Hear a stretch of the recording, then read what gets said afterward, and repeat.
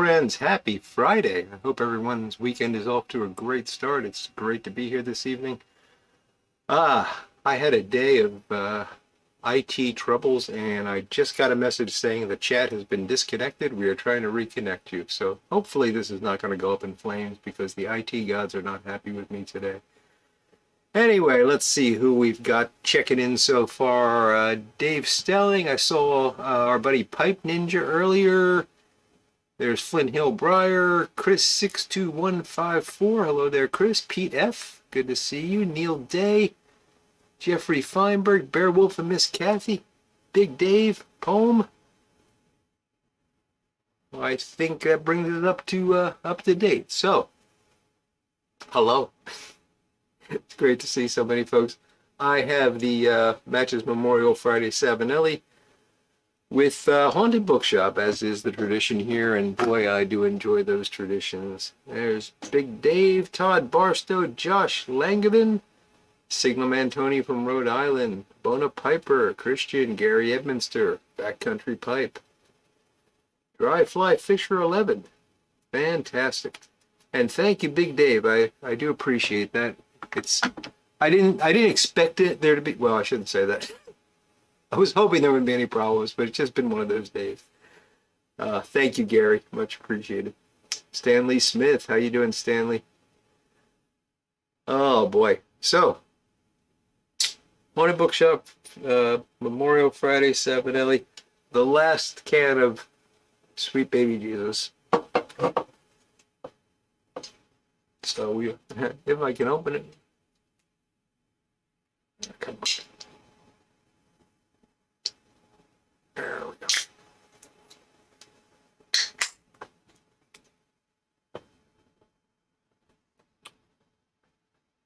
Been looking forward to this today.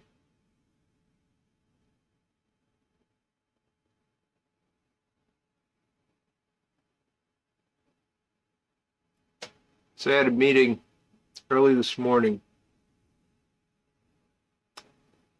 that was set up before the holiday break. Fairly important meeting that was set up at my request with some folks in another part of the world. So there's like a narrow window of time where we can meet and, not be incredibly onerous to the other group. It's 9 o'clock here and it's 8 o'clock, 8 p.m. there, 9 a.m. here, that kind of thing. So the meeting starts and my computer just starts doing stuff it's never done before. Locking up, just everything went white at one point. Like, all the windows, it's a Windows machine at work. They all just turned white, and I wound up having to completely reboot. It took me about 20 minutes to actually get this meeting started. So yeah, good times. Apparently they did some software updates over the holidays, and I don't know, I guess they installed new features. Big Dave says it's supposed to get down to 28 in Tucson. That's cold for Tucson. It was 18 here this morning, though. Josh is breaking in a new cheap pipe, a sandblasted Crown Court bent apple with Carter Hall. Sounds like a nice pipe, Josh. Oh no, Beowulf and Miss Kathy. Been fighting the flu all week. Oh, well, take care. Lots of fluids, guys. Furnace is about to come on. My apologies, but it's that time of year. And Gary just had a can of Sweet Baby Jesus. Good stuff.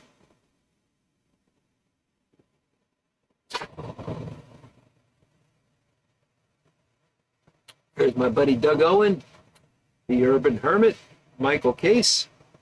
Good to see you guys. Michael's got some McBaron vanilla flake and a cob. Can't go wrong with the cob. Hope you enjoy the McBaron vanilla flake. 12 degrees in Vermont this morning. Okay, Josh, you win. That's the reason why the rest of my family lives in Vermont and I don't.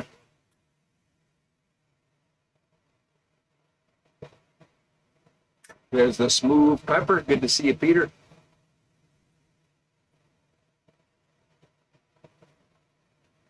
Absolutely, Flint Hill. That should be the golden rule, but when you work for a corporation, they have to constantly do updates for security reasons because they think somebody's going to break in and steal their oh so precious whatever. So yeah, I get updates every other day, and about 30% of the time they break things and then act like it's my fault. That country pipe has got some Peretti 333 and a bring 'em. Very nice, Mark.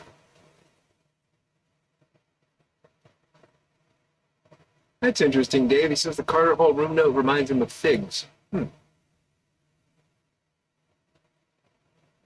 Peter's got Haunted Bookshop in his Friday 7 Ellie. Gary's got some vanilla custard and a Peterson house pipe. And Everett's got a amphora full aroma and a Brigham 352. Nice. Brigham's well represented this evening.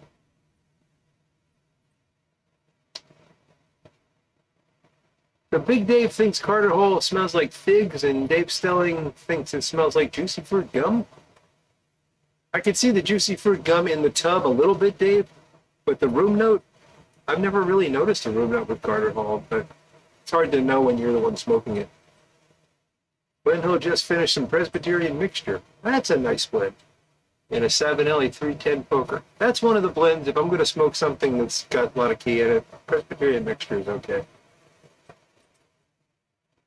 Oh boy, big storm this weekend, huh, Josh? That's not good. And another one Tuesday. Oh wow. -8, Backcountry Pipe. You got the you're the winner. You don't even need the wind chill to be the winner tonight. Caramel Macchiato beer, huh? Okay, Gary.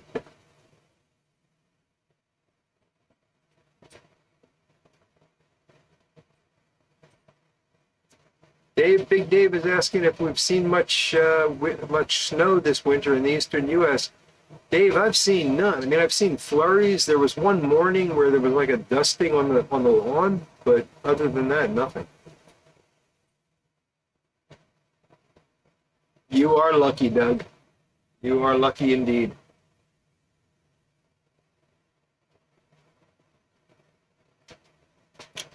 Ah, Dave, it must be nice to have a favorite drugstore blend for that long, huh?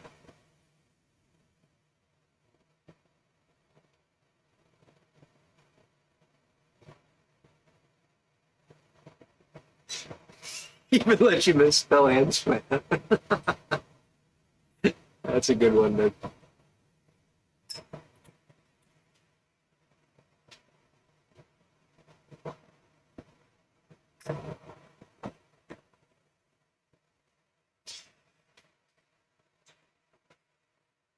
Record low for snow in Vermont this year, huh?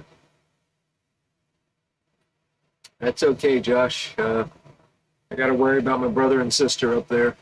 They're they're getting by really well without my dad, who passed last November. Not the most recent one, but the one prior to that.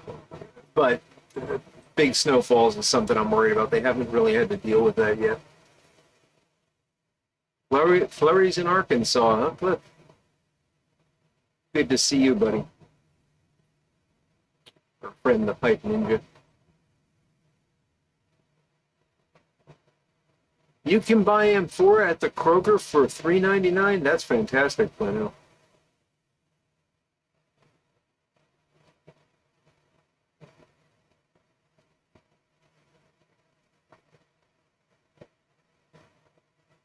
Oh, Doug, that's terrible. 1 inch and you stay home for a week? My goodness.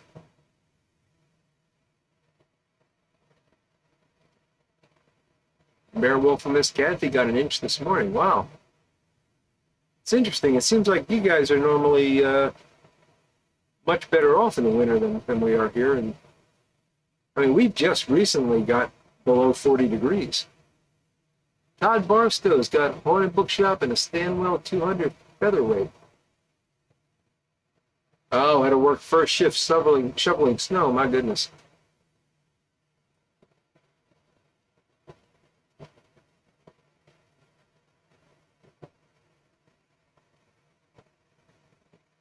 Oh, thank you, Josh. Like I said, it was over a year ago. I just was bringing it up because it's the reason I'm concerned about my brother and sister when I hear the weather like that, because they've never had to go through it alone.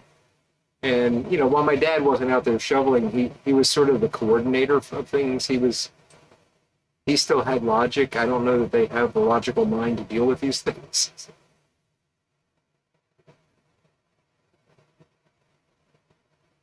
The Society of Ordinary Gentlemen. Good to see you tonight. And there's Codger Jim, whose Kroger doesn't carry pipe tobacco. That's unfortunate, Jim. But we don't even have a Kroger here. I remember Kroger from my Atlanta days. Kroger and Harris Teeter. Oh, this is done. My fondest memory of Harris Teeter is that I worked with a French guy, from France, heavy accent, and he used to call it Harris Teeter, and it just made me laugh every time he said it.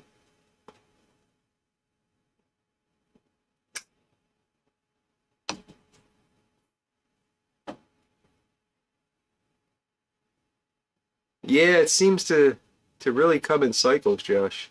I always get the reports from up there, and some winters it's amazing how much snow falls. Starts early and sticks around late too. But you know what? They moved there. We're all originally from Philadelphia. They moved up there. It's their problem. Sir Zenith, hello. London Burley and a Capri church warden. Nice.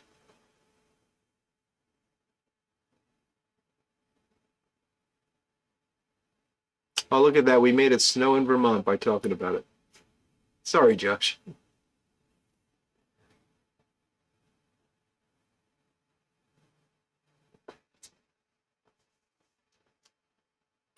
So we don't have much on the agenda tonight.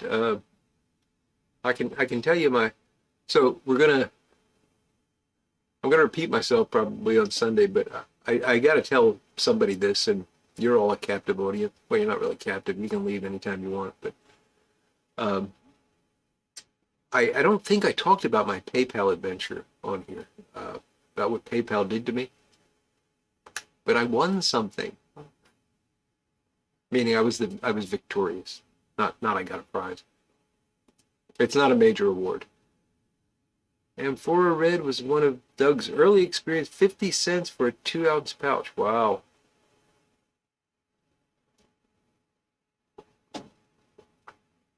So Doug was buying amphora and corncob pipes the year I was born. Sorry, Doug. I had to point that out. Okay, Dave Stelling in the upstate New York snow belt, and they've only seen a dusting. Wow.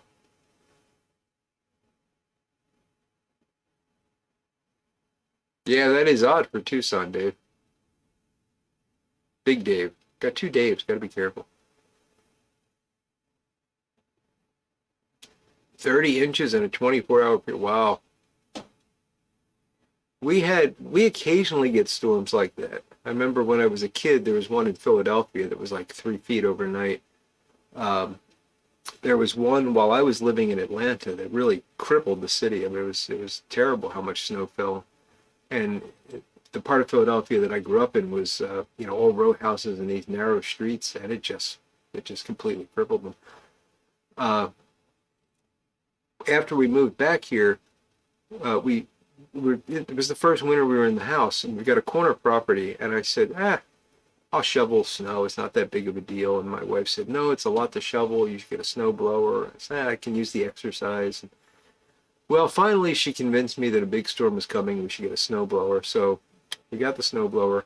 We got it into the garage in a box, and it started to snow. And it was coming down really fast. And I think we ate dinner, and I went out and looked, and there was like 2 inches on the ground already. And I thought, oh man, I better put this thing together because this was like a blizzard. So I'm out there in the garage building this snow blower. I got it all together. I got it started up. Everything was fine. I waited till morning. We had, I think it was 20, No, it was 34 inches. It was almost 3 feet of snow. And if I hadn't bought that snowblower, I'd probably still be out there shoveling. I got lucky, and my wife was right that time. Urban Hermit doesn't get much snow. It just gets really, really cold, huh? 75 is indeed just a number, Doug. Yeah, I love there's this wood turner named Richard Raffin who's in his early 80s now. And man, I hope I'm as active as he is now when I get to be 70, if I get to be 70. Uh, but you would never guess this guy was in his 80s. And he's got this sign hanging up. He does a lot of like interviews, live stream kind of stuff on YouTube for wood turners. And he's got this sign hanging up in his office. It says, 80 is an age, not an expiration date. And I thought, well, that's good to think about life in general that way. Not an expiration date.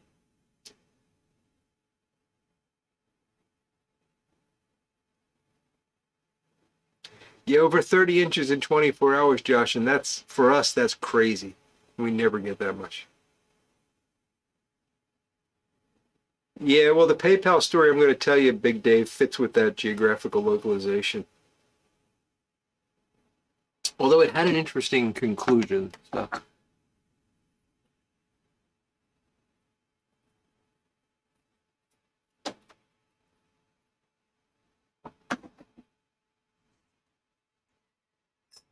Yeah, Peter, I've heard the same here. Tomorrow we're supposed to get snow mixed with rain.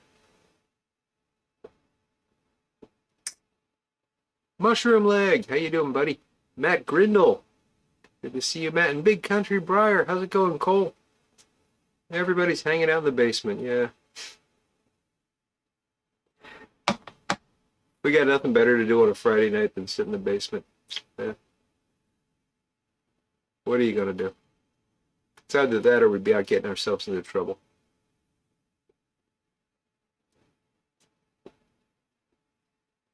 So I don't think I talked about this on YouTube. I posted about it on Instagram. I went to do something in PayPal, and I got this message saying your PayPal account has been permanently limited. And I didn't know what that meant, so you can click on it, and I could basically get this page that was telling me that due to activity that was deemed high risk or potentially dangerous, my account has been permanently limited. There's nothing I can do about this. The only option I have to ever have a PayPal account again is to get a new bank account to link it to. I cannot open another account linked to my bank account. And I thought, well, this is odd, because really the only thing I've done for the past 6 months, I think, with PayPal is I bought like stuff on eBay or stuff from smoking pipes or pipes and cigars, or, things like that. I couldn't imagine what I had done that would have triggered this. So I decided to go and find out. So, PayPal has an okay online help system, but no, you can't access that because your account's been permanently limited. So I couldn't use the online help. I could get to their user form, like, I don't know, I guess it's a user form. I don't know what else to call it. And there were a couple of people that said, hey, this happened to me. And the response was, well, you're screwed. There's nothing you can do from other PayPal people. But I couldn't get anything official. I tried the phone number that they give you, and that got me to an automated system. Push 1, push 2, push 3. And nothing would get me anywhere because it was always leading to things that I didn't need help with. Like, are you trying to return an item, or are you trying to claim that somebody didn't pay you, or things like that? There was nothing for, has your account been permanently limited? So there was an other option, and I waited until I got to the other option, and then it told me, please say what you want. And I said, speak to someone, speak to a help desk person or whatever. And and I did this 3 times. And every time I got the same response, which was, there has been an error, click, and it cut off the call. Man, this is quite something. So I could not get through to PayPal. So I just wanted to know why they did this. I thought maybe they have a reason, but I at least should be able to understand why they would do it, right? So, oh, thank you, Matt. I'm glad that those videos have been helpful for you. If you were actually talking to me, I'm sorry. I should have looked more carefully. Yeah, pal and pay do not go together indeed. So I decided to do, really the last resort, which is I went through the Better Business Bureau. Went to their website. You can register a complaint on their website. Did the whole, went through the whole thing. Wrote a very careful explanation what the problem was. Told them that it's ridiculous that I could not actually get through to anyone. They did this without any warning. It's not like they sent me an email saying if you do this again, we're going to permanently limit your account. So went through that whole process, and they had, now I don't have a lot of money in the account, but there was some money in there, which they said I could withdraw after 180 days. I actually had to wait 180 days before I could access the money. Again, it wasn't a lot, but still. Yeah, so I basically demanded an explanation, I demanded access to my funds, and I demanded that my account be reinstated unless they had reason to do this. And as this was just before Christmas, I didn't hear anything over the holidays, and I didn't expect to. But I believe it was on the 2nd. Today's the 5th. Yeah, it was on January 2nd. I got a little PayPal message saying we've received your complaint through the Better Business Bureau. We're looking into it. The next day, I got another message that said your account's been reinstated. So I went in to look, and everything was back to normal. Nothing had changed, no explanation. I got an email later that day saying your account's been reinstated again with no explanation. And I thought, well, let the sleeping dog lie, right? I mean, I wanted to know, but at the same time, I figured, what's the point of poking them into looking? Maybe this was all just automated stuff and I got lucky or something. But it did bother me because the only thing I could think of was it was tobacco. And if they're going to limit my account because I buy tobacco from smoking pipes, then why do they let smoking pipes use PayPal to accept payment? There's something wrong there. Anyway, all is good. I forgot about it. I'm at work today. I get this call from a 888 number. I don't know what it is, but I answered it. And it was, hello, this is Paula from PayPal. We're calling to discuss your account. Do you have a few minutes? And I said, yeah, sure. She was calling basically to apologize. She said that the account was limited, but they looked into it and they did not have reason to be concerned about dangerous or harmful activity or something like that. I said, okay, just in case this happens again, it would be nice to know why you did this. Can you tell me if there's something I did wrong or if this was just a mistake? And she said, we're not allowed to tell you that. It's a security issue. We can't let you know why we limited the account. And so that's kind of ridiculous. If I did something wrong and I don't know that I did it, there's a possibility I'll do it again. Isn't it better that you explain this to me? And we went back and forth a couple of times, and finally she just said, it was a glitch. You didn't do anything wrong. Okay. So that's almost the end of the story, except later that, like within an hour after I hung up with her, I got an email from PayPal, from Paula at PayPal saying, thank you for talking to us. Thank you for the feedback. Because I told them they should have some way to appeal this or something, because it's annoying that I had to go through the Better Business Bureau. Just want to recap our conversation, which she did. And then there was pasted on a page or two of legalese explaining to me why they cannot tell me the reasons they limited my account. And it was fascinating reading, because it was things like they need to protect themselves, they need to protect their customers, and they very clearly stated that accounts may be limited due to government interactions. In other words, if the government decides that you don't have access to your PayPal account, you don't have access to your PayPal account. That was surprising to me. So, there we have it.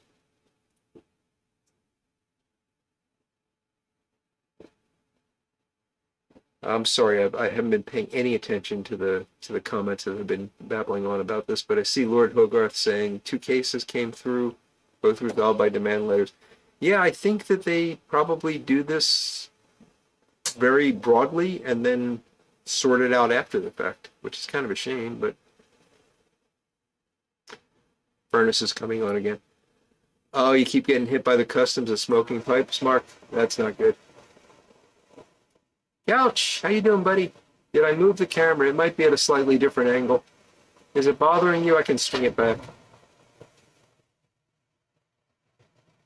Pipe Ninja, we call it the same here.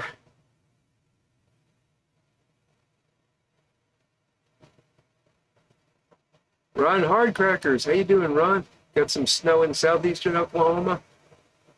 Wet and heavy, but going around noon. There you go.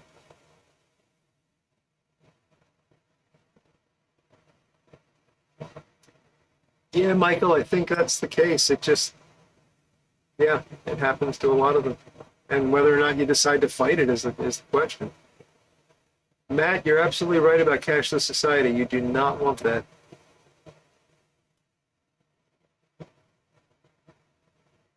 I did read the service agreement creator, and you're right. It's got some interesting stuff in there.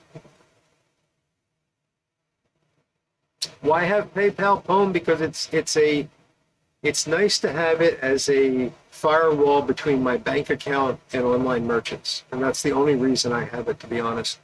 It also allows me to accept payment for things, which I couldn't do without getting a credit card thing set up. But really, it's if I want to buy something off some random website, and I've never dealt with them before, rather than give them access to my credit card information or my bank account information, I can go through PayPal. And then PayPal gives me the ability to hold them accountable and get money back if it comes to that. So it does have its pros, although it does come along with some cons.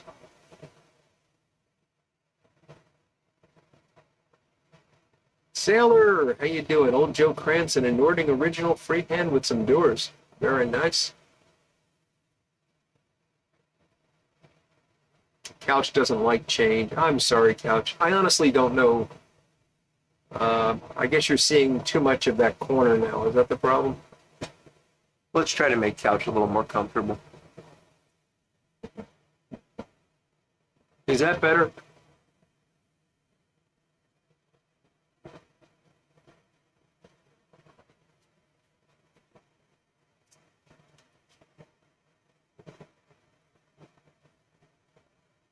I probably did anger the AI, Andrew.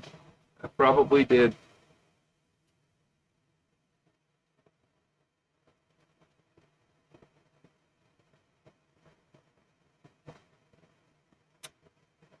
Oh, so they're getting scrutinized by the IRS now, says Lord Hogarth. Well, yeah, we all got that problem. Skynet is anti-tobacco, indeed.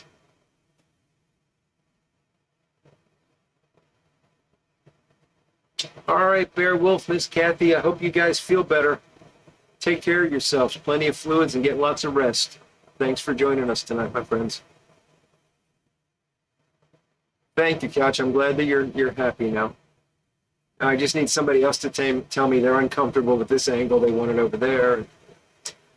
Paul Johnson, hello. Having some Kringle Flake and a Meerschaum. Yes, Happy New Year indeed. I think this is our first live of the new year. I should have started with that. My apologies. Happy New Year, everybody. Can't stand the paraffin. Thank you, Doug.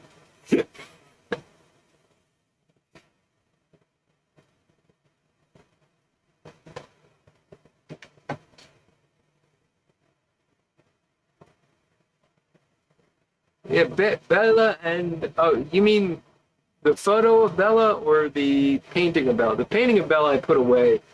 The photo of Bella is up there. You were probably just seeing the corner of it before.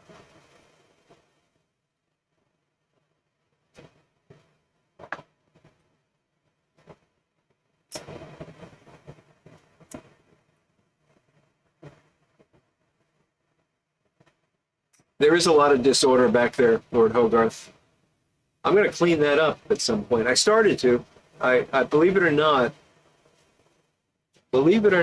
this area here was much worse. So I'm working on it.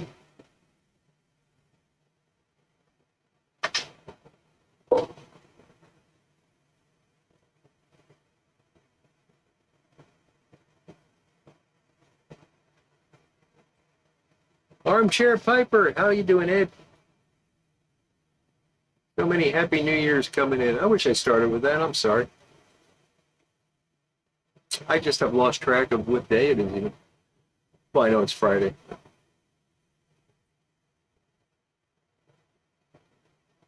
I got a message from my buddy John. What's he go by? John, the guy that does Tumultuous Tuesdays. I can't remember his name, his YouTube name now. That's a shame. Somebody help me with this. Everett, you know who I'm talking about. What's his YouTube name? Anyway, I got a message from him yesterday saying that he wanted to do a Google Meet kind of hangout thing tonight, and 7 o'clock. If I want to join, I'd be welcome, that kind of thing. And I said, thanks, John. I really appreciate it, but I'm going to be doing my live stream at 8 o'clock, so I don't know if I can make that work. And he responded back, "Oh, geez, I thought it was Wednesday all day."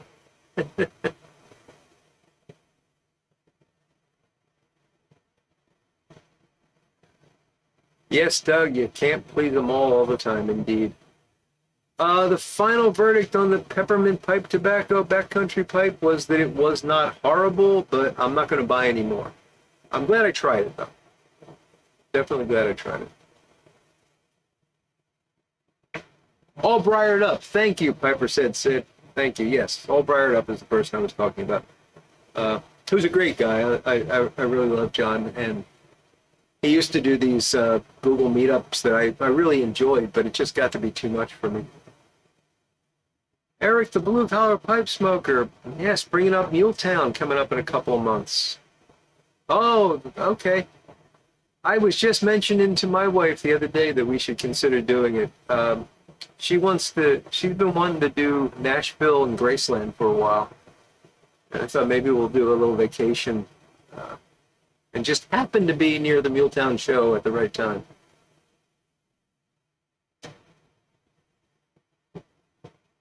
Here's Piper. Couch ordered a pound of Kendall cream. Wow, I didn't know you could get it in bulk, Couch. That's fantastic. So, Michael, I think I'm actually going to start the 2023 blend tonight after I finish this. I was going to go back to Tobacco of the Week, but I want to smoke the 2023 blend on Sunday. And I normally would smoke the Tobacco of the Week on Sunday in my video. So if you guys are okay with it, we'll go one more week without the Tobacco of the Week. We'll make it the 2023 blend. And next week, we'll get back to Tobacco of the Week.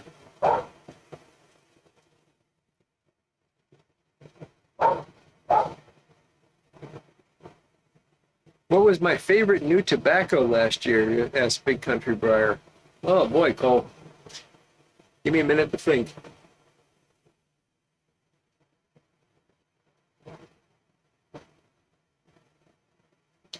Phil Rivera, how you doing, Phil? Oh, that's kind of you, buddy. I look forward to it.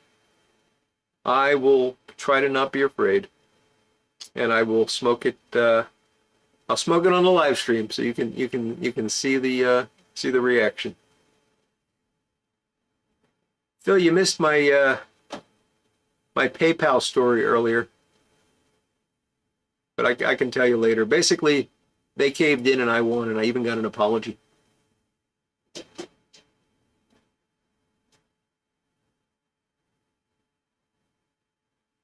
So this is actually, I think I'm done here. Let me just poke it around a bit. I might be able to get one more light out of it. But what I'm going to do is I'll tell you what's in the 2023 blend, and because in there somewhere is going to be my answer to Cole's question about favorite new tobacco.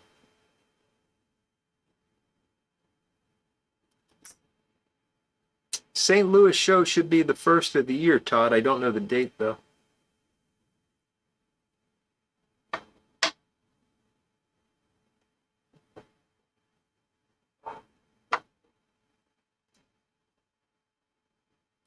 Yeah, Phil's trying to get me to smoke scary tobaccos, but he's never led me wrong, so I'm gonna trust him with this. So I'm actually pulling up the little note on my phone that's got the what's in the 2023 blend. Okay, so I'm just gonna go through these and I'll pick out which one was my favorite because these are all things that I smoked this year that I enjoyed. That's the rule with the 2023 blend. I have to like what I put in there, and then there's no latakia, no aromatic. Although I broke that a little bit, I think. So we got Four Monks from Cloud Bear, Peterson Irish Flake from 2017, Warhorse Ready Cut, Virginia Gentleman, Samoy 2014. I think the Virginia Gentleman was actually from Doug Owen. St. Bruno Ready Rubbed, Crooner, Samuel Galleth Best Brown Flake, Cornell and Deal Cajun Cake. That was actually a nice surprise. John Patton Oriental Dusk from 2015. Broke the Latakia rule a bit there, I think. Although that might just be Orientals. I think it's got a little Latakia in it. McClellan Brindle Flake from 2010 and Germain Brown Flake from 2015. So you can see where the tobacco of the week started to play into this towards the end of the year there. So that's what's in the jar, as well as a bowl's worth of the 2022 blend. So I always started off with that. So when I open this up, well, not tonight just because logistics, but I will take a bowl's worth of what I'm going to smoke tonight, put it into a new jar, and that will be the 2024 blend, the start of it.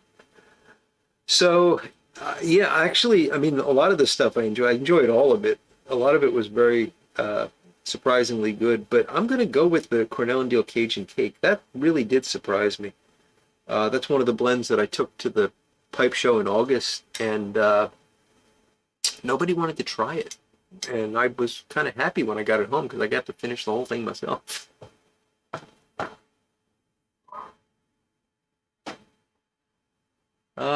Wait, what was that? Sir Zenith. I do recommend GLP Union Square. It's one of the best blends I've tried for sure in terms of Virginias. After a few months in the jar, it really smells like dried prunes. Okay. I don't know if that's a good thing or a bad thing. Jeffrey Feinberg, would I be happy smoking just cigars for the rest of my life? If somebody gave them to me for free, or if I could get them as cheap as pipe tobacco, I'd probably be okay with it, but I prefer the pipes. Whole confabulation blend indeed, Phil.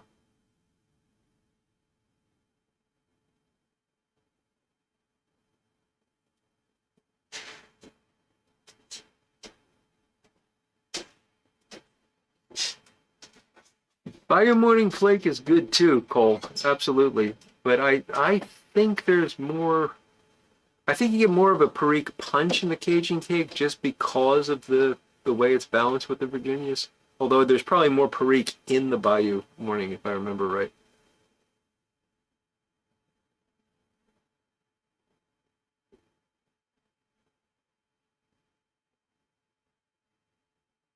Oh, it's good news, Ron. Ron Hardcracker says that Preacher Man Piper Duck Hatfield is improving and expected to be back in a couple months or so. That's really good.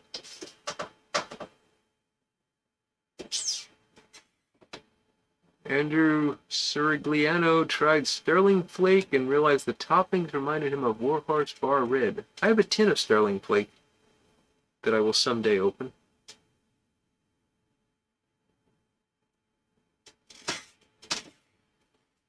Josh is asking for suggestions on good cheap cigars. Kind of depends on what you mean by cheap, Josh.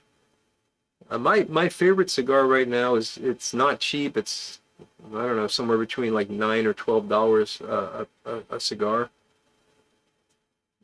I don't smoke them very often, so I don't mind paying that. If I was smoking them every day, I'd be looking for something more around the $4 or $5.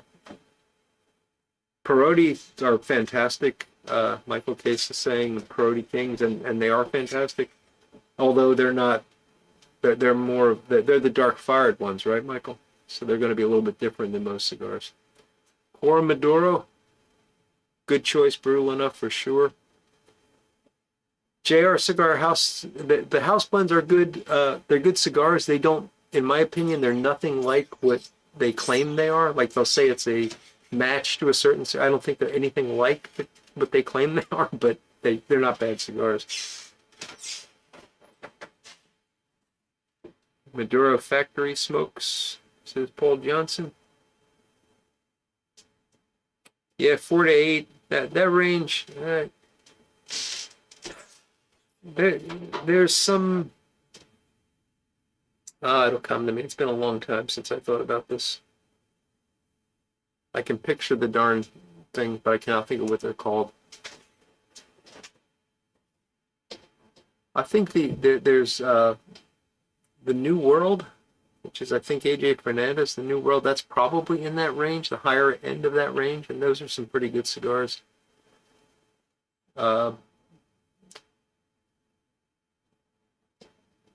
What am I trying to think of? It's not Drew Estate. But it's something that sounds like that. It'll come to me, Josh.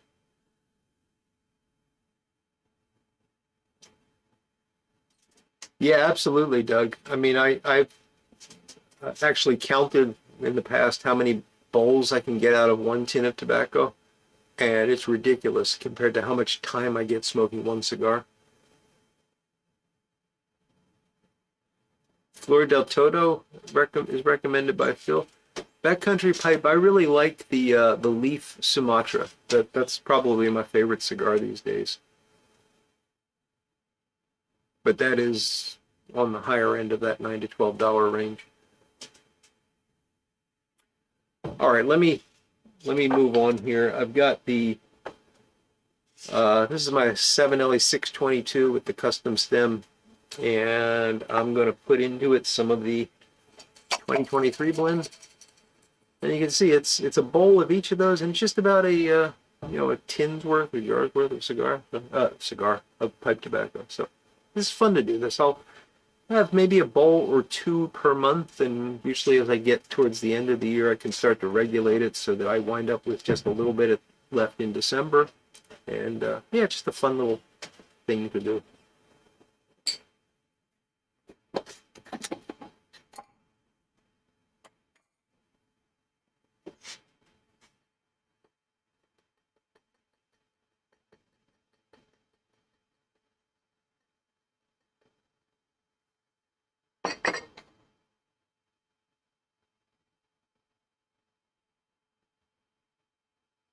Where's Couch when you need him? Couch knows cigars like nobody else. He's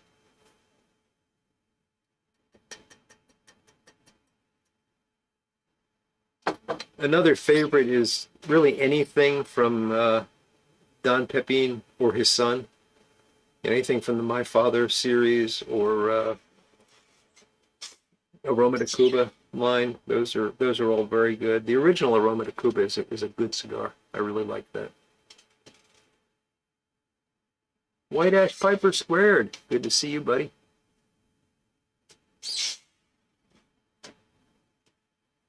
All right, we got this loaded up now.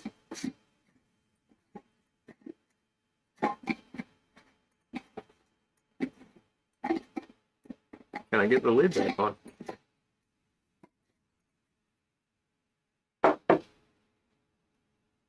Oliva makes some good ones, Phil. I never really got into them much to know the difference between the B and the G, but I do occasionally enjoy an Oliva. And Couch is well stocked. Furnace.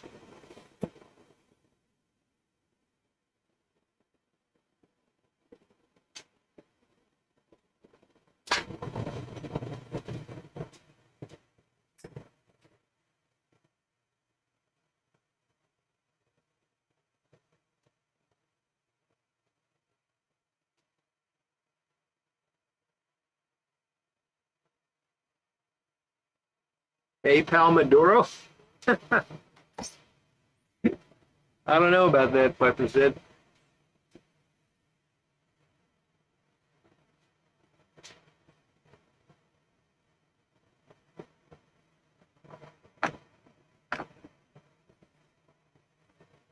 The Oliva G was Sumatran, says Phil. I really like the Sumatran wrapper.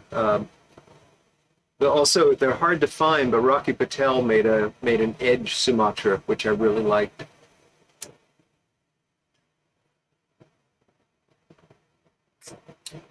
Ah, Nika Rustica. That's one of the ones I was trying to think of, Brian. Yeah, Brickhouse is another good one. Don't know Charter Oak. Don't know the others, but definitely Brickhouse is a really good one, and Nika Rustica is a nice one as well.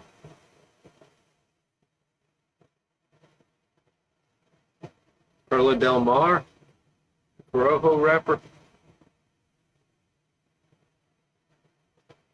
Yeah, there's not many that Couch hasn't smoked, I'm sure. Yes, definitely stay away from acid cigars. Good comment, Michael. I don't know how anybody smokes those things.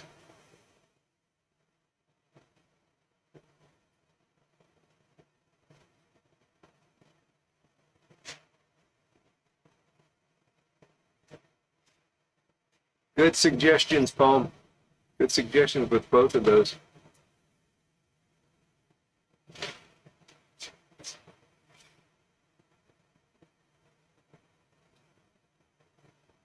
It's good to have family like that, Phil.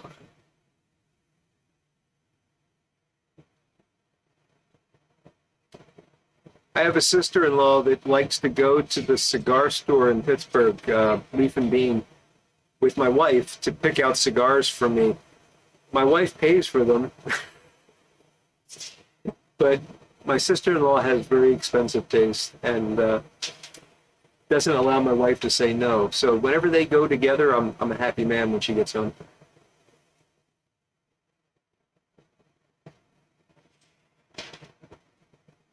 The Drew Estates Undercrown is really good, and also the Undercrown Shade is another really good one that I like a lot. I don't usually go for the Connecticut type wrappers, but that one is a really nice, like, Sunday morning with a cup of coffee cigar. The Undercrown Shade.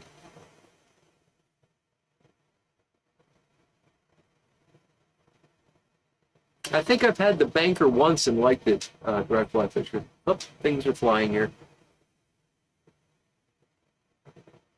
The name acid is kind of suggestive, and it's kind of what you get. Yeah, that would be a hazard there, Lord Hogarth. Better than dropping it on your comforter, right?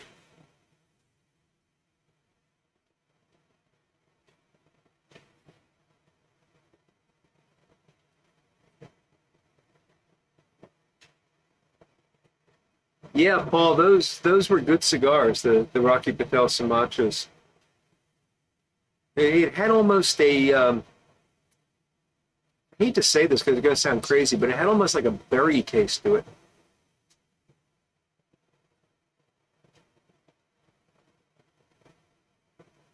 Your daughter lived in Pittsburgh. That's cool, Phil.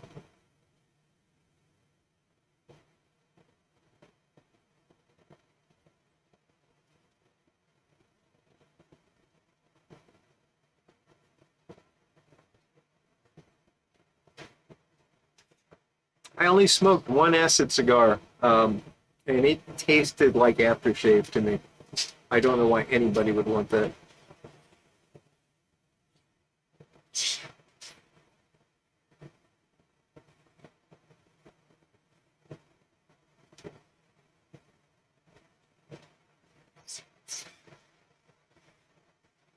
There you go, Everett, getting the Friday 7 Aliens and Haunted Bookshop.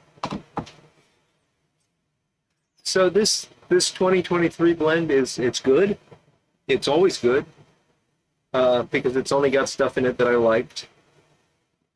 It always surprises me, and I'll be repeating myself on Sunday when I talk about this. But you could probably go back for the past 3 or 4 years, however long I've been doing this, and watch my first video of the year, and I'll say the same thing. I'm surprised at how Virginia forward the blend is. but I shouldn't be, because most of the new things that I try are Virginia blends because I smoke a lot of burley. By the way, I don't put any haunted bookshop or anything like that in this, or else it would just be a big jar of haunted bookshop.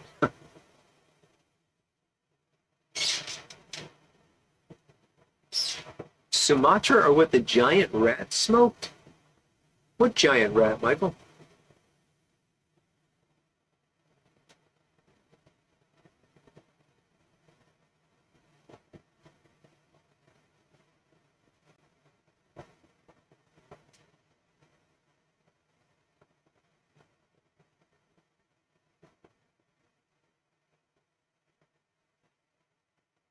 I do not know of this giant rat, but I know enough to be afraid of it.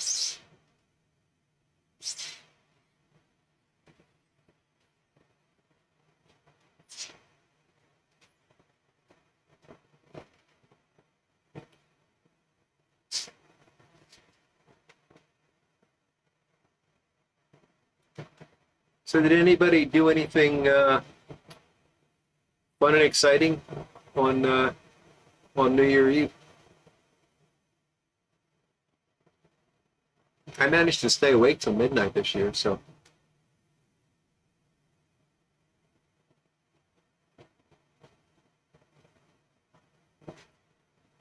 my wife likes to watch the ball drop and all that stuff, and I can't stand it because I don't know who any of these people are anymore.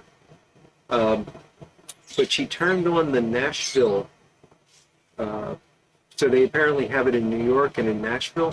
I don't know why, and of course Nashville is delayed an hour, so we watched the Nashville one because it was country, although it wasn't. It was basically pop rock pretending to be country for most of it.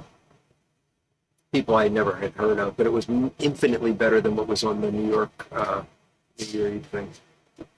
And then at midnight, she switched back to New York to see the ball drop and Happy New Year and all that.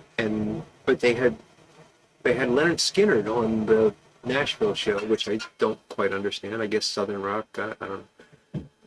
And I didn't know Leonard Skinner was still a thing, but apparently it is. And they weren't bad, so we went back and watched them for an hour until the ball dropped in Nashville, and it was actually not a bad show. I was glad I watched that.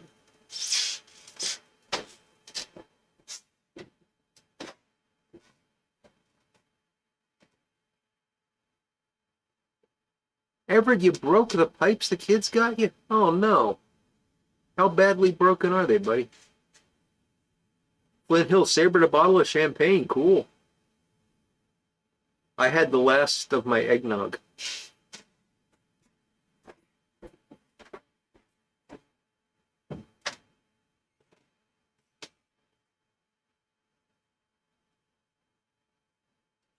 That sounds nice, Josh. In-laws hunting camp, watching the ball drop and all that. I was kind of curious about the new Exorcist mushroom leg. So thank you for filling me in on that. Oh, Brian Woodward, sorry to hear that, buddy. Hope you're over it.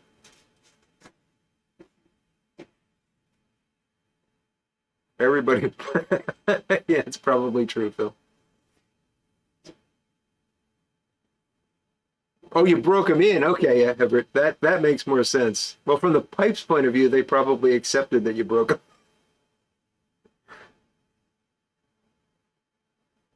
Oh, Michael, that's a great idea to listen to do the beat, but the time difference, I guess, is going to be a problem. Josh drank some PBR. There you go. Timber Drifter, that sounds like my usual New Year Eve, is some scotch or whiskey, cigar or pipe, and fall asleep waiting for the darn ball to drop. My wife wakes me up at midnight.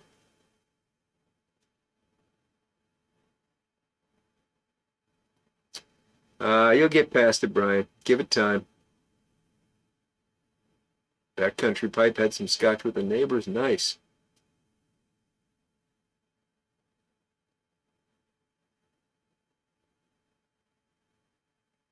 Giant Rat of Sumatra. Okay.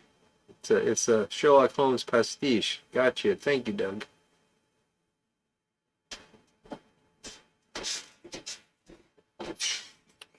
Home had a stream about a girl from high school on New Year's Eve. Wow. I'll try not to get all Freudian on you there, Home.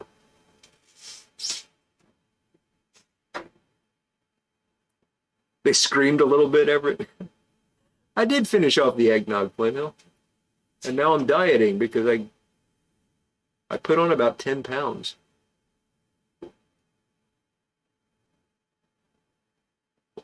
I will do that, Doug. Sounds like fun.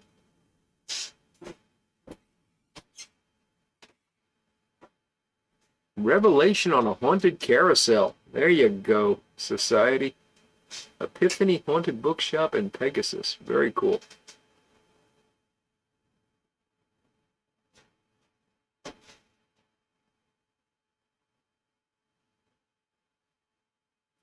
Creators nursing some Evan Williams eggnog and a pipe of jolly old St. Nick. Oh, that's not good, Couch. That's not good. Elva's going to be overly regular. Welsh Piper, good morning, buddy. Happy New Year indeed, and all the best for 2024. It's good to see you tonight. Urban Hermit did nothing. You know, Everett, that sounds beautiful to me.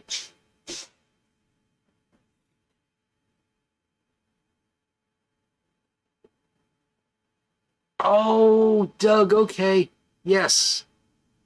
Yes, I remember that now. It was referenced as one of the adventures, but it hadn't been. Yes, I remember that. Thank you.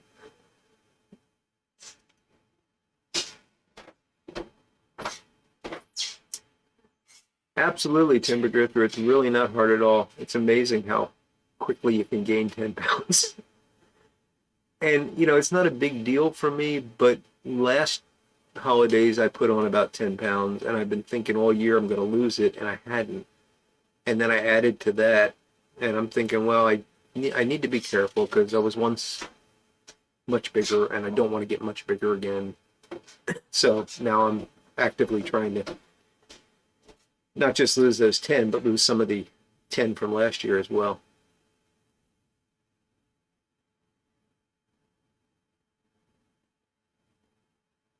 And it's really not like I'm doing anything crazy. I'm just, you know, not eating snacks. I don't eat after 8 o'clock at night. Trying to avoid desserts, things like that. But I'm not hungry.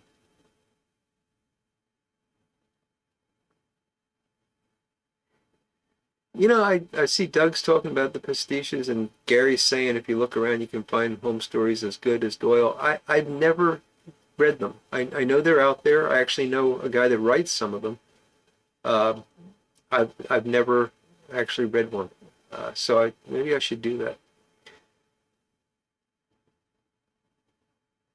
Yes, Everett, I saw a picture of your dad on Instagram today. Looks like he's doing well. I hope you wished him our best. Ah, thank you, Mushroom Leg.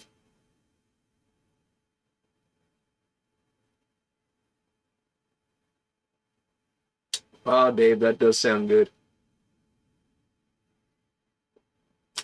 I just do mine with a very generous shot of whiskey and nutmeg on top.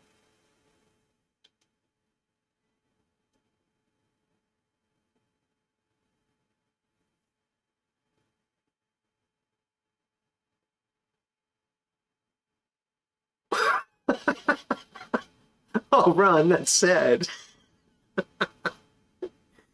It's very important to read your carton before you pour.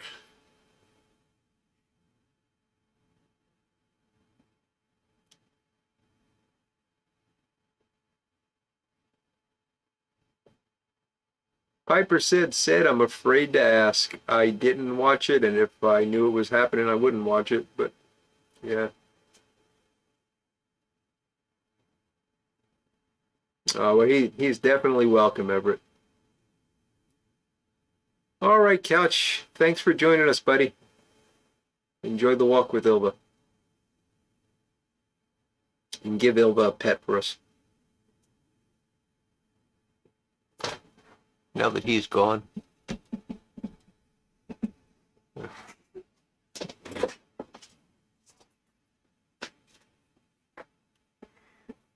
I know he'll probably never see that, but it made me laugh.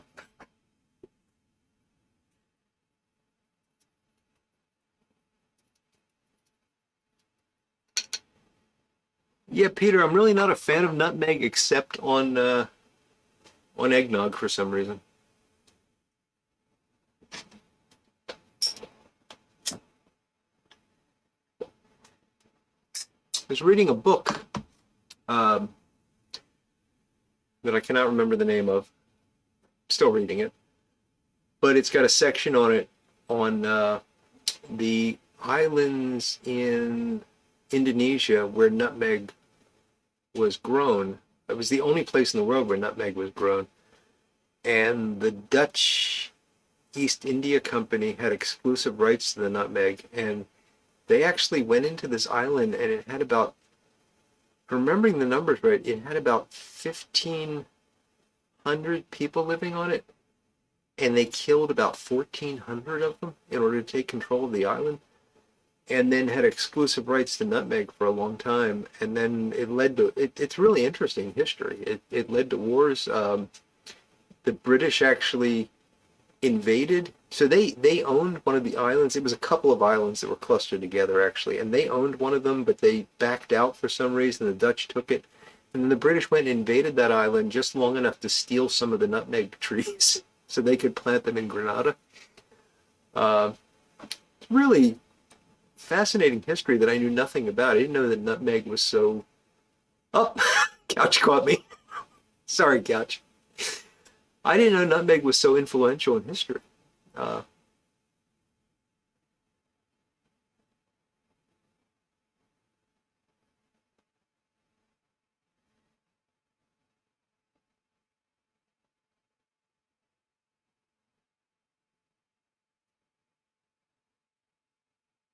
Yes, Flint Hill, the K Woody ad, I believe it was Cole that sent me that ad. And I've got another one. Michael Case sent me a Scripto Lighter full page from like Life magazine or something that I need to get framed to hang up. The problem is the way things are set up here, you're never going to see those things. It's just, I got too much stuff at eye level, and wish I could show them off more on the videos, but it's hard to do that. No, no, it's not. It's not called Nathaniel's Nutmeg, although that would be an interesting title for a book. Um, this is about Alfred Wallace, who was a contemporary of Darwin, and he was a naturalist, collector of beetles and things like that. Actually, the name of the book is an Inordinate Fondness for Beetles. That's the name of the book. And it's about Alfred Wallace and his travels, and the person that's writing the book actually is traveling in the footsteps of Wallace. So it intersperses Wallace's notes and diaries and things like that with his modern experiences of these same places. But it's a really interesting book. I'm about halfway through now. So it's an inordinate fondness of beetles, which is a really funny quote. Probably nobody cares about this, but I'm going to tell the story anyway. So there are more beetles on Earth than any other life form. The majority of life on Earth is beetles. The majority of life on Earth is beetles. And there's I cataloged something like 150,000 species of beetle, and that's probably just scratching the surface. I mean, there's a lot of beetles, and I've been interested in beetles for a long time. Not to the extent of these guys, but it just, I like them. When I see a beetle outside, I try to figure out what it is, that kind of thing. So I was interested in Wallace because of his relations to Darwin, and there's people that actually think that Wallace was responsible for some of the more important aspects of evolutionary theory. that's debatable one way or the other, but certainly they knew one another, they interacted with one another, and Wallace had corresponded with Darwin prior to Darwin publishing, and Darwin published some things that were clearly Wallace's thoughts. So that is what it is. Anyway, the title of the book comes from a guy named Haldane, J.B. Haldane, JBS Haldane, who was very well-known scientist. I think he was a biochemist, a bit of a curmudgeon, a devout atheist. And someone asked him once if there was a God in his mind, because he was an atheist, how would you describe him, or something like that? And he, without thinking, responded, he has an inordinate fondness for beetles. Because there's so many of them, which, is kind of interesting. The creator would have to really enjoy his beetles.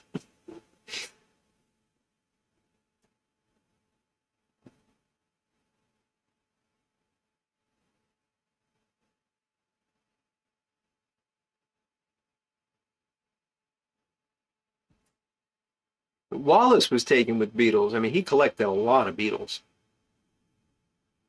Nathaniel's nutmeg. Okay, Doug, I will look for that.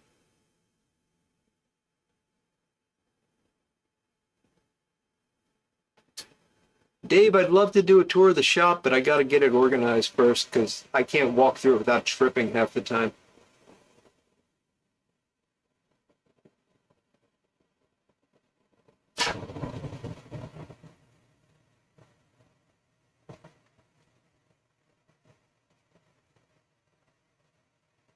Well, there were 5 beetles, dry fly fisher, if you count Mary the K.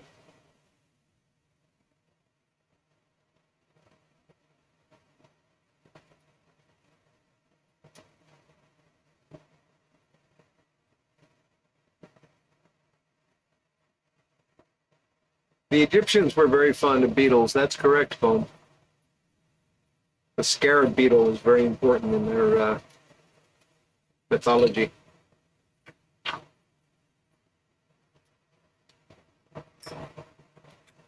The Germans, too. Good one, brutal enough.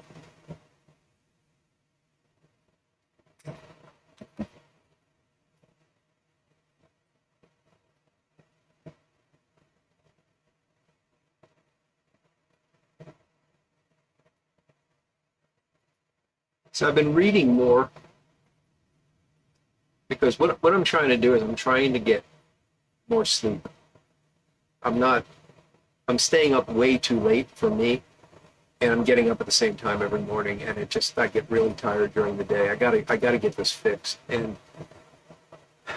my wife is a night owl. She likes to stay up late. So this is a bit of a problem because I gotta self-regulate. I don't have her cue to get me to go to bed, because we don't go to bed at the same time usually. And what I've done is I've set an alarm on my phone, and when the alarm goes off, I know it's time to start sort of shutting down for the night. I go to our living room. She's watching TV in the family room. I go to our living room. I put on some music. I've got a relatively dim light in there that's bright enough to read by, and I'll read a book for a while. So I've been reading a lot more, trying to make this work.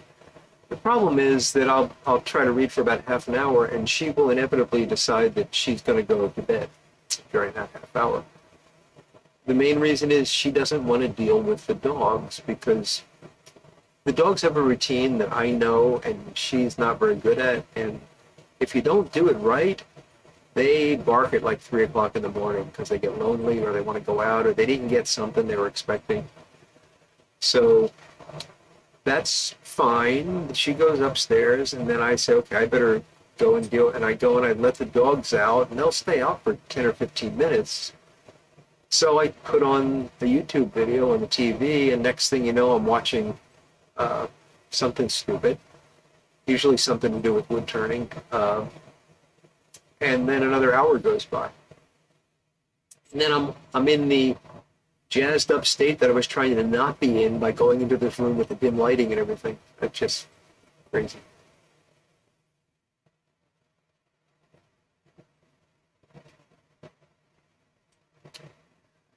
Yes, Michael, the British colonialism thing, I see that. Um, One of the interesting things about Wallace in his writings, at least from what I've gathered from this book, uh, is Art Bell put you to sleep in 5 minutes. There you go.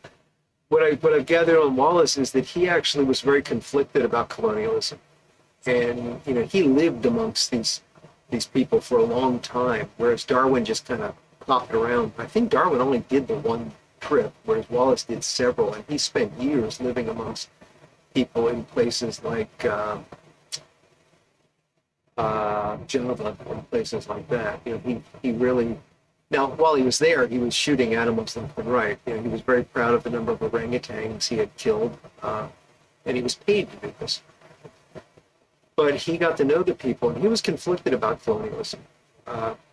So it's kind of interesting to see that because he goes back and forth quite a bit.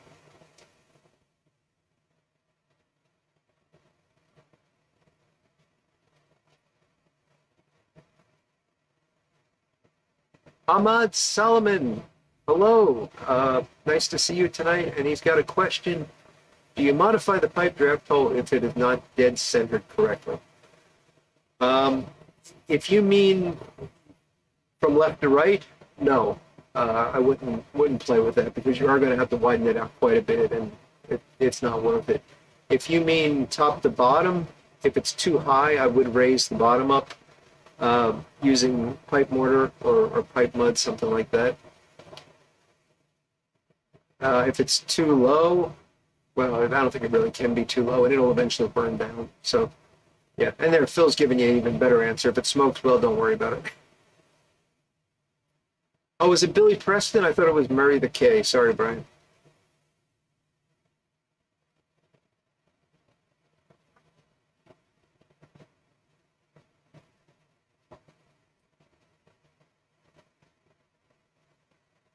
You don't like my nightcap routine there, Sir Zenith? I'm just trying to get to sleep, for goodness sakes. Paul the Piper, long time no see, buddy. Happy New Year.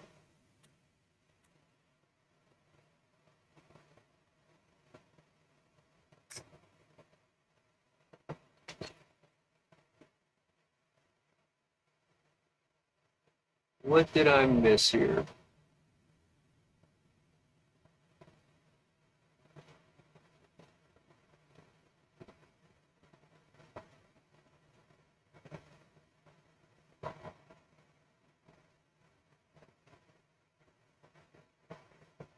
I don't know what Flint Hill is going to share one of these days, but it sounds like it's going to be embarrassing. So,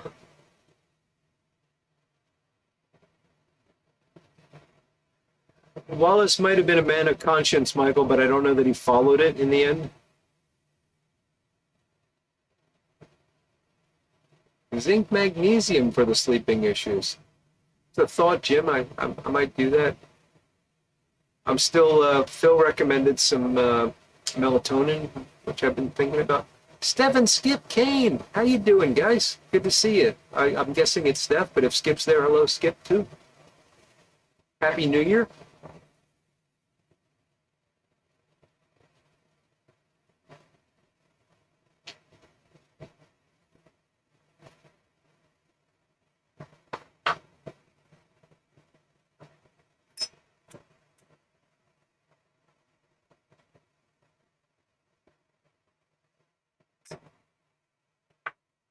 You can laugh at my nightcap routine, but I am getting to read more.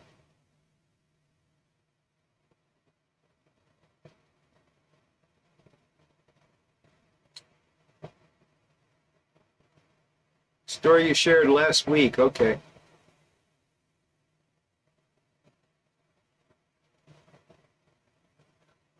Oh, so when you look in the mortise, it's not centered, but it's centered in the chamber. It's again, like Phil said, if it smokes good, don't worry about it.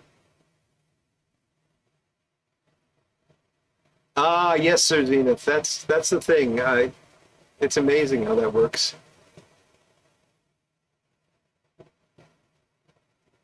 That's okay, Steph. I understand. Life's important. It's great to see you when you can make it.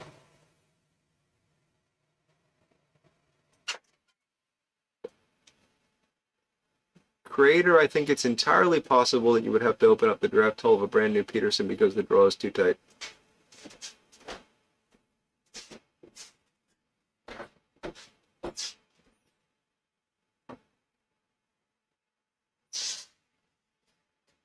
Okay, so Jim's saying the melatonin has some after effects for him the next day. That's why he likes the zinc. Dropping a piano on the head. I'll keep that as a last resort, Paul.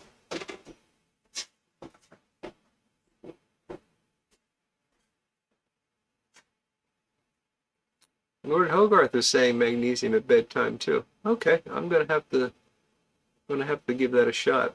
I have it. I know we've got some. Actually, I don't know if it's zinc magnesium though.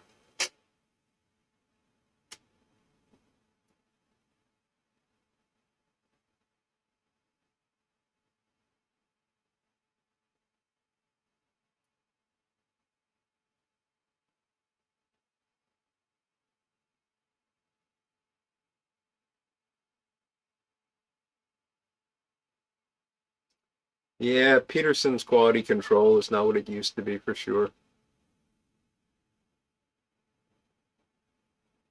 You're right, Doug. If they don't line up, it's probably going to smoke wet, but I don't know that you can fix it is the problem. Tramper Scott, how you doing, buddy? Hope work was okay.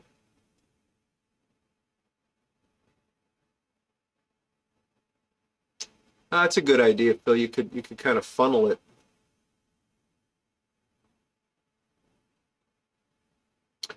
Ah, Med, well, I'm glad you could make it live this time. It's really nice to meet you.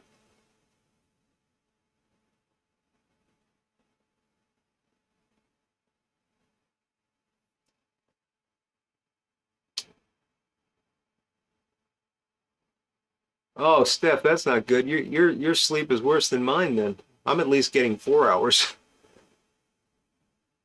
Paul the Piper, I don't want to try that. That stuff scares me.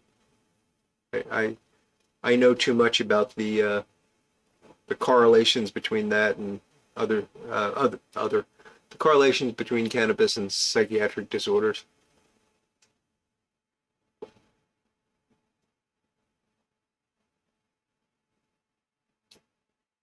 Yeah, I'm not a big fan of herbal teas, creator, but it might be worth a try. I've got some chamomile. Backcountry's wife. So you drink the zinc magnesium. So it's not just a pill. I'm gonna have to look into this.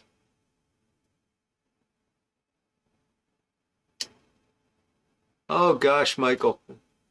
Well, I've hope that was a nice surprise, and sorry about your loss there, buddy.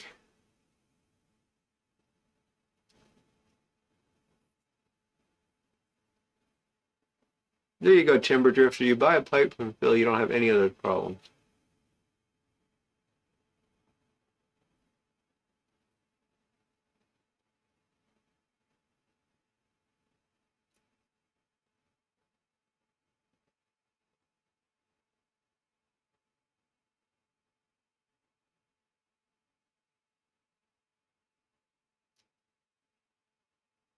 Todd Barstow's recommending smoking crooner when he can't get to sleep. Todd, if I did that, I would get a frying pan over the head.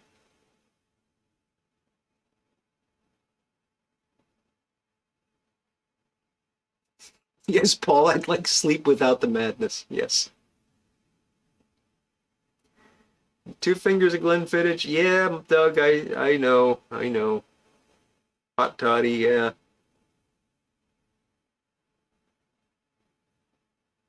Ah, makes a tea. Okay, got you, backcountry.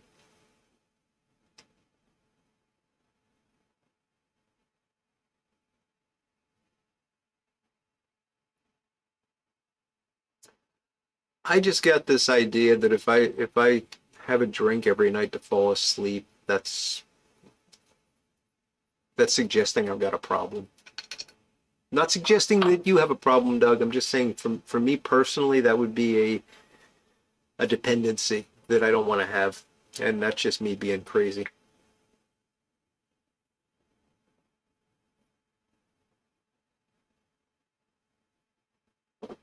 It is brutal, Dave, and I dealt with it towards the end of the year because of some stuff that was going on with work, insomnia that is, and it was. I've never had trouble sleeping. I've always been able to just go to bed, close my eyes, and fall asleep. And boy, there's nothing worse than just laying there not being able to go to sleep. And yeah, it's bad. And I was taught, and apparently they don't say this anymore, but when I was younger, I was taught that the worst thing to do is to reward your insomnia by getting up and reading or watching TV or something. You should just stay in bed until you fall asleep. So I still do that. Apparently that's not the case anymore. They say it doesn't help. Just get up and do something.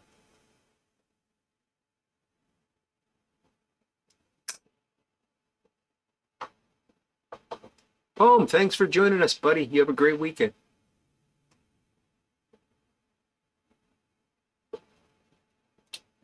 Yes, any phones, tablets, even televisions are bad. The light going straight into your eyes like that is just not good for you. That's why I like the dim light in the book.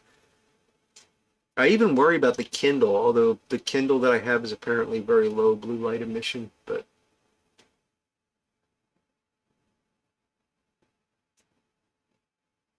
yeah, that's important, Phil, is that bed is for sleep. And that's the problem. If you're laying in bed awake, you're losing that association.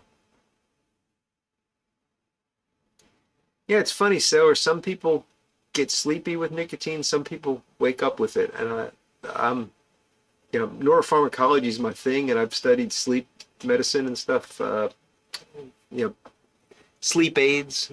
One of my company's drugs is actually for insomnia, and I worked on that. And I do not understand nicotine's effects on sleep. I don't think anybody does. Central Cal Piper, glad to see you. A long walk 2 hours before sleep will help. Yeah, but then I'd have to walk. Oh, it definitely was stress from work, Everett. Absolutely. That's what the problem was. I was dealing with an issue with uh, not one of my employees, but a colleague that was just horrible. And I still feel bad about it because well, this person put themselves in this situation, but it had a big impact on their career. And I was involved in that in a positive way for me and the company, but a negative way for this person. And it bothered me. I've got too much of a conscience. That's one of the reasons why I left the job I had about 15 years ago now and returned to this company because I didn't like the politics. I don't like making decisions that impact on people's lives. Smoke a bowl of rustica barf and then pass out. That's a way to go, Flint Hill. Although I think I'd go to Doug's two fingers of Glenfiddich before I do the rustica barf method. And yes, I saw Ed suggested retirement. Ed, I need you to talk to my wife.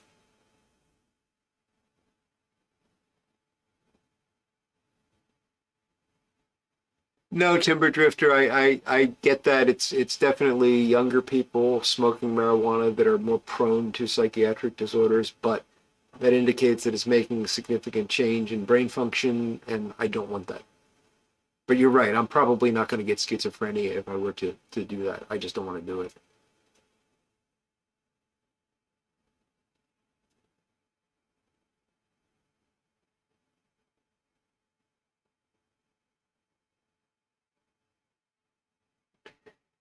Dave, I've got the Kindle Paperwhite. I don't think it emits blue light, or if it does, it's relatively little compared to something like a cell phone or tablet.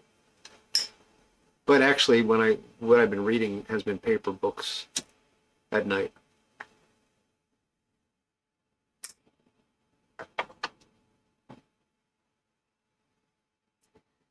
Yeah, I joked about walking earlier, but you're right, Sailor. A little bit of exercise late in the afternoon or early evening is probably worth it. Probably a good idea.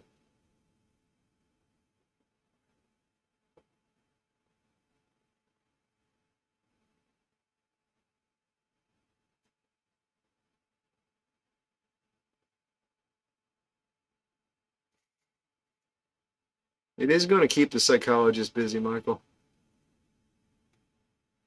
No, I know, Timber Drifter. You were just asking an honest question, and you're right about it, though. But nevertheless, legalizing it, the majority of people that are going to jump on that bandwagon are not my age. They're probably still in that developmental period where it can have an effect.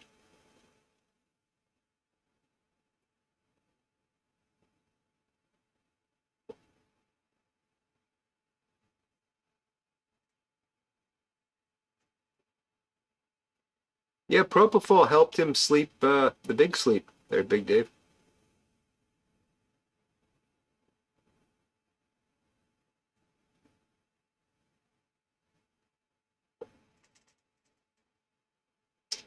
Phil, isn't it great when that box shows up though, and you look at it and you go, "Why am I getting this?"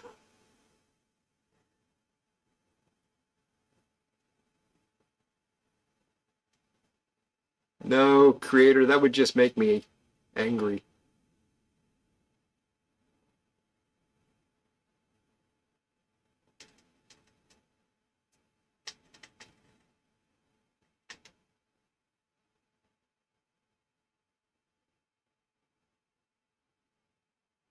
I've got 3 minutes to go. This is gonna be tight.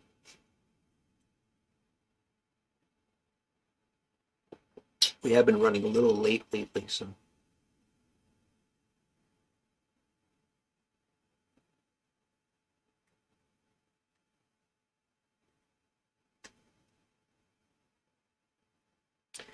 yeah, Phil, I know taxation is definitely part of it. I mean, the fact is, how can you on the one hand push the legalization of marijuana and on the other hand say that we can't smoke tobacco because of the cancer risk? Well, the, you got the same risk, right? I mean, there's no reason to believe that inhaling marijuana smoke is going to be any better for you than inhaling tobacco smoke in terms of your lungs.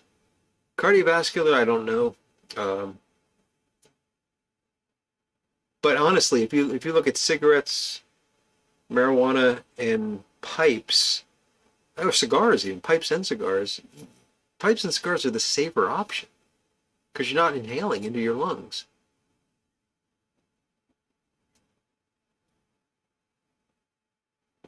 I agree, Dave. I like the paper books best. It's just I've got so many of them now that I had to start. And the cool thing about the Kindle is I can take it on a vacation with me. I've got all the books, and I'm the kind of guy that'll be reading 5 or 6 books at the same time, and they're all there.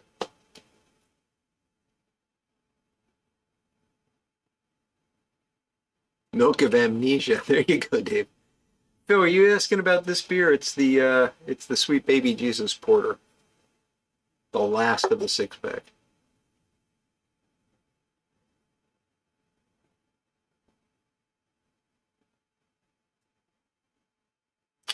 Mark, I feel for you up there in Canada.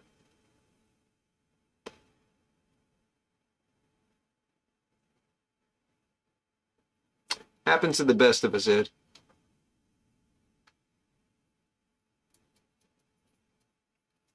Oh no, Paul's gonna sing. It's okay if Paul sings as long as he doesn't get up on the table and dance. We've had trouble with that in the past. Gary, you're a lucky man if you're getting that much sleep.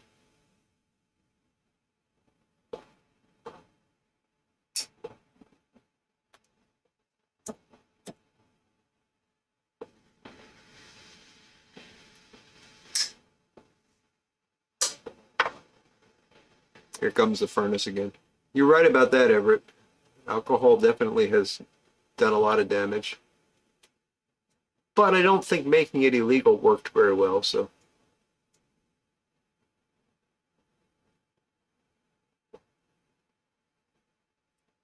ASMR videos, they creep me out, Big Dave. Ah, thank you, Michael. I'll stick around a bit until I finish the beer. We got to get past this next furnace run.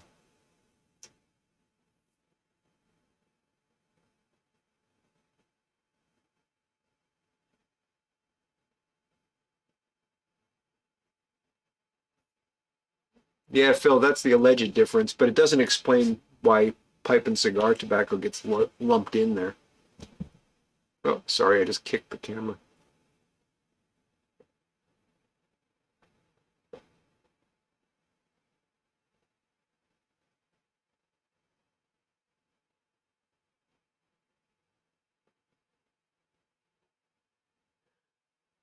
I don't know, creator. I don't know if I agree with that. Um, you're still going to have the same problems. And the fact is, nobody knows, nobody has been able to demonstrate what it is in cigarette smoke that causes lung cancer. The compounds that they point to as being the culprits have to be used at very high doses in animals to produce cancer. And they're actually found in higher doses environmentally in things like exhaust fumes than in the cigarette smoke. So, yeah, I don't know. I really don't know. And I'm not arguing for marijuana or cigarettes here. I think they're both, for different reasons, things that you should stay away from. I just think that we need to be consistent. And, you know, if we're going to say this is okay, then we kind of have to say that's okay.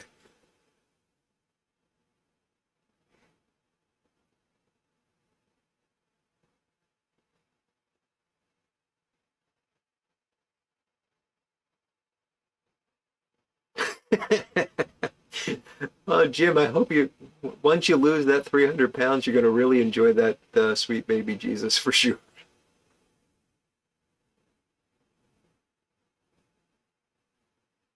The mushroom leg enjoys the ASMR. You know, I've had people tell me that some of my, I learned about the term ASMR because years ago when I was making a lot of pipe restoration videos, somebody referred to it as ASMR and I didn't know what it meant. Um, there's the furnace.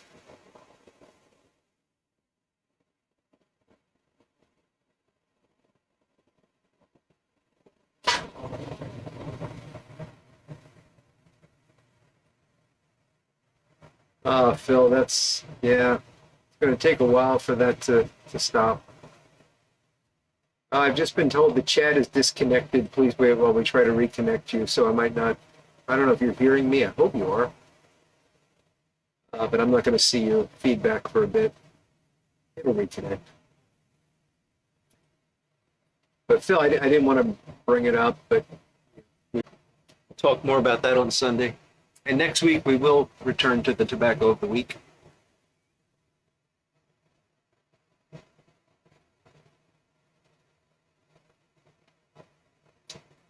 This is odd. I always joke about sitting here in my basement talking to myself, and I might actually be sitting in my basement talking to myself right now because I'm getting no feedback. YouTube, why do you do this to me? This is a new one. I've never had this chat disconnected thing until tonight. Oh. Folks, we're going to draw this to a close. Thank you all for joining me. I had a fantastic time. I hope you can hear me. I hope you have had a fantastic time, and they're looking forward to a fantastic week ahead. I'll be back on Sunday with a video, as always, and we will be back next Friday with more of this nonsense. So I hope you all can join me then. Happy New Year, everyone, and take care, and we will talk again real soon. Goodbye, folks.